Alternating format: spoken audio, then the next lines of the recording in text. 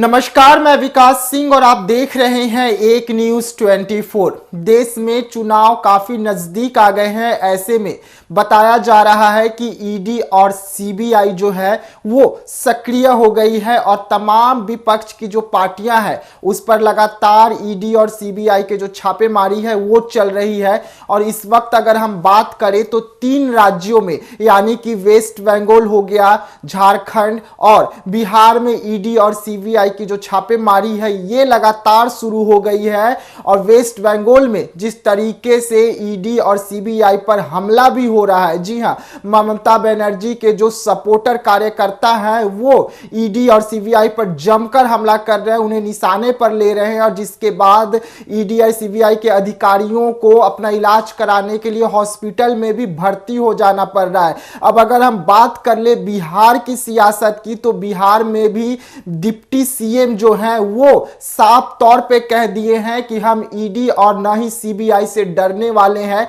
Jail भेजना चाहती है अगर केंद्र सरकार तो हमें भेज सकती है, हम कोई चोरी नहीं किए हैं जो हम इनसे डर जाए। जी हां, जिस तरीके से दिल्ली में भी केजरीवाल पर ईडी और सीबीआई जो है अपना लगातार शिकंजा कस रही है और तमाम विपक्ष की जो पार्टियां हैं इनका कहना है कि चुनाव के मद्देनजर ये कदम उठाया जा रहा है और यही कारण है कि पार्टियों को दबाने के लिए और बीजेपी में शामिल करने के लिए ये सब कुछ किया जा रहा है। अब हम आपको बता दें कि बीजेपी को यानी कि एनडीए गठबंधन को बिहार से करारा जवाब मिलने वाला है। जी हां, बिहार में सब कुछ तय हो गया है और ये बड़ी खबर हम आपको बता रहे हैं। नीतीश कुमार और लालू यादव के बीच में बातचीत जो है वो फाइनल हो गई है कि किस तरीके से बीजेपी को जवाब दिया जाएगा।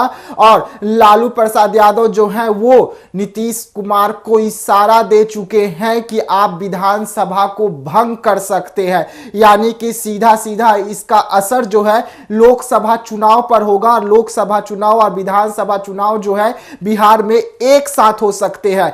अब जो तमाम विपक्ष की पार्टियां हैं उनका कहना है कि वन नेशन वन इलेक्शन के तहत पर चुनाव हो जाए, यानी कि अब उन्होंने एनडीए के सामने बड़ी शर्त रख दी है कि जहां जहां पर बीजेपी की सरकार राज्यों में है वहां का भी विधानसभा को भंग किया जाए और वन इलेक्शन वन नेशन के तहत पूरा चुनाव करा दिया जाए, ताकि देश में एक ही साथ तमाम विधानसभा और लोकसभा का चुनाव हो जाए। जिसके बाद अब देखने वाली बात होगी कि बीजेपी क्या करती है, क्योंकि बीजेपी हमेशा से कहती हुई आ रही है कि देश में वन नेशन वन इलेक्शन होना चाहिए। और अब इसके लिए महागठबंधन यानी कि इंडिया गठबंधन जो नई नवेली बनी है वो तैयार होती हुई नजर आ रही है। और अब बीजेपी के सामने बड़ा शर्त रख रही है कि ठीक है, हम तैयार हैं वन इलेक्शन वन नेशन के तहत सारा चुनाव करवाने के लिए, लेकिन इससे पहले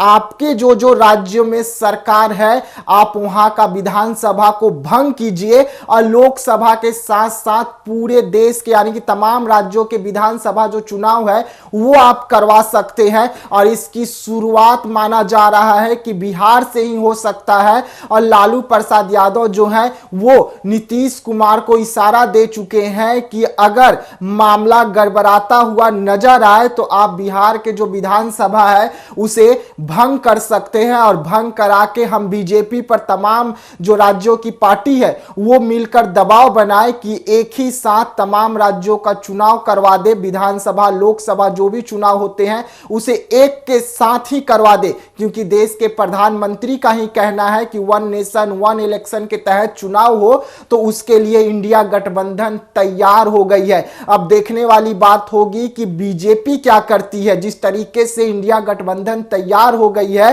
तो क्या बीजेपी चुनाव करवाने के लिए तैयार होगी या अपने ही जाल में बीजेपी फंस जाएगी, क्योंकि बीजेपी का ये जो जाल बिछाया हुआ था वो जाल में अब बीजेपी फंसती हुई नजर आ रही है और बैक फुट पे नजर आ रही है। हालांकि बीजेपी बीजेपी की ओर से अभी तक इस पर कोई जवाब निकलकर सामने नहीं आया है। लगातार ईडी और सीबीआई के जो डर है वो नेताओं को दिखाया जा रहा है, विपक्ष की पार्टियों को दिखाया जा रहा है, जिससे विपक्ष की जो पार्टियां हैं वो एक हो गई है और एक होकर सबसे बड़ा हथियार अगर माना जाए तो उसे इस्तेमाल करने वाली है और एक ही साथ तमाम विधानसभा और लोकसभा का चुनाव करवाने की मांग कर सकती है इंडिया गठबंधन। ऐसे में जो एनडीए गठबंधन है ये क्या कुछ करेगी, इसके लिए बने रहिएगा आप हमारे साथ। तब तक के लिए हमें दीजिएगा इजाजत। धन्यवाद।